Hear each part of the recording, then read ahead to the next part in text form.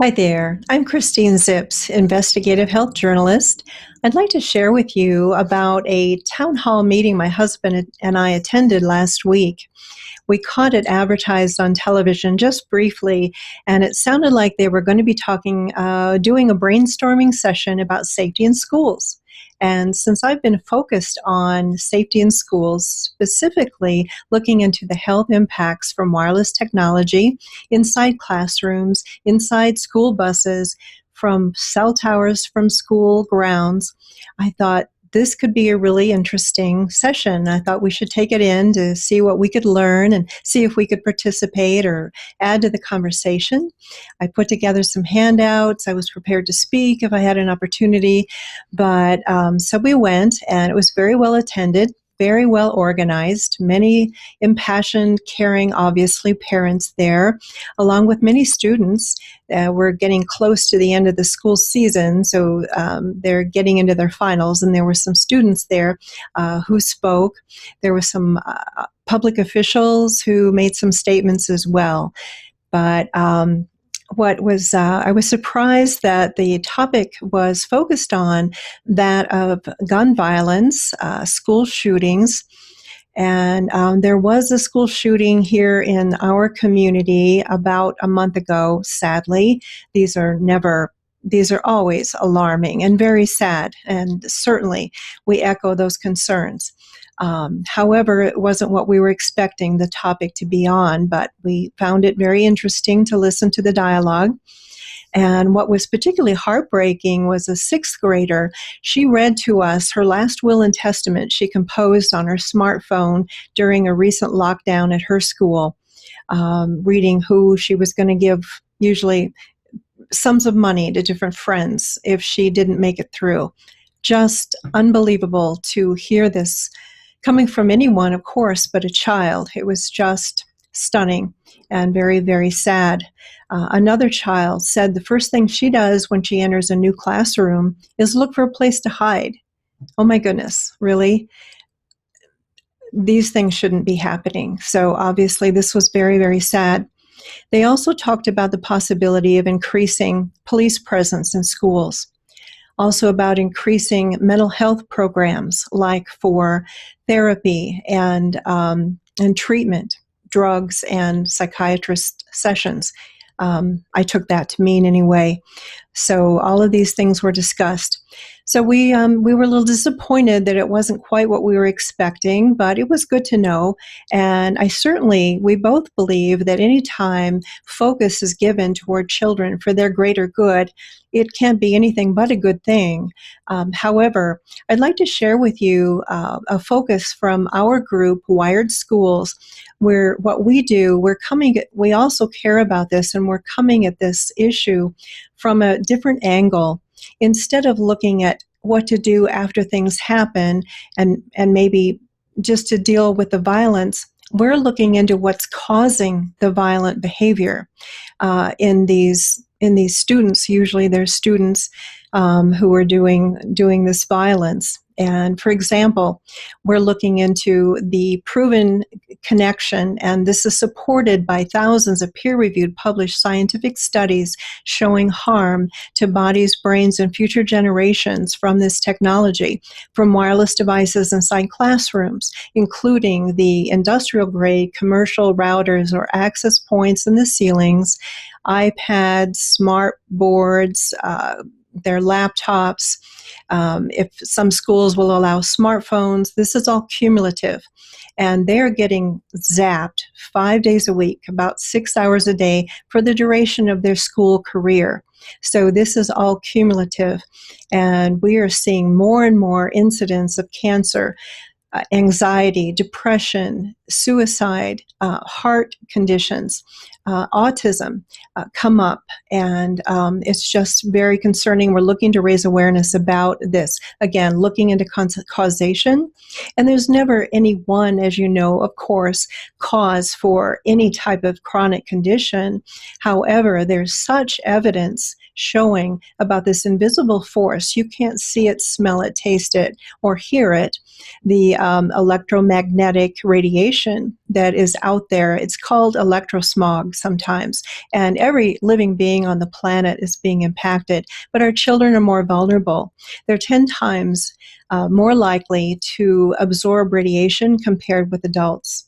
But this is all very concerning, and we're going to be holding a roundtable coming up this month on June 27th, and I'm including links below to all this information. You can get more information as well as join our group through Facebook. The link will be below if you're interested in knowing more about that. But I would like to share a related story here. A friend sent me this article about there's a law that would let schools diagnose kids as being mentally ill, and is currently being proposed in Texas. I'll include a link to this below. This is called, I'll include a link below, but it's currently being proposed in Texas that would allow schools to identify students as mentally ill. The bill would require schools to set up threat assessment teams to single out students considered a suicide risk and then turn them into mental health authorities. Now, there are leaders of at least 130 organizations who are against the proposed law, and this is allegedly designed to improve school safety. And they've sent a letter to Texas Governor Greg Abbott warning him of their concerns and requesting that he veto the bill. I agree that would be a good idea. So more on the event that we're going to be having later on this month. It's going to be free online through Zoom, and we'll have capacity of 100 people. Looks like we're going to have about 6 experts speaking, giving their presentations and being available for everyone who joins to hear their stories, answer their questions.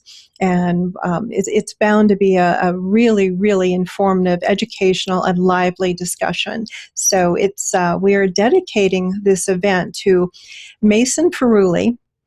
Mason is a wonderful young man from Ripon, California, and he has attended Weston Elementary School there, where there was or I guess it still is there, a Sprint tower on the campus. It's been there for several years, but there's been a cancer cluster that's developed at this school, sadly, and Mason was diagnosed with glioblastoma, a serious type of brain cancer, about 2.5 years ago.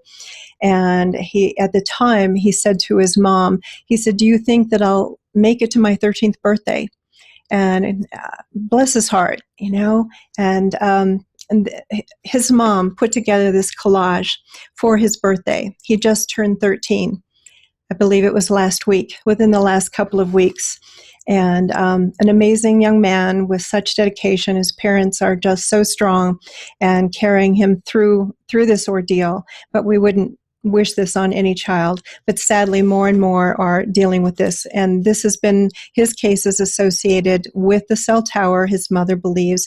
The doctors have said that it's from an environmental pollutant, which is the EMR. Also, the wireless devices inside the classrooms contribute to this exposure. So we're dedicating that to Mason, and we're very happy to do so in the hopes that fewer children will succumb to this. And we're offering, looking at causation, we're offering solutions to help reduce EMF exposure inside your homes, as well as to stand up to the schools to let them know you want them to return the wireless technology to wired Ethernet connections. We give them suggestions on how to do that. So it should be very informative, like I said.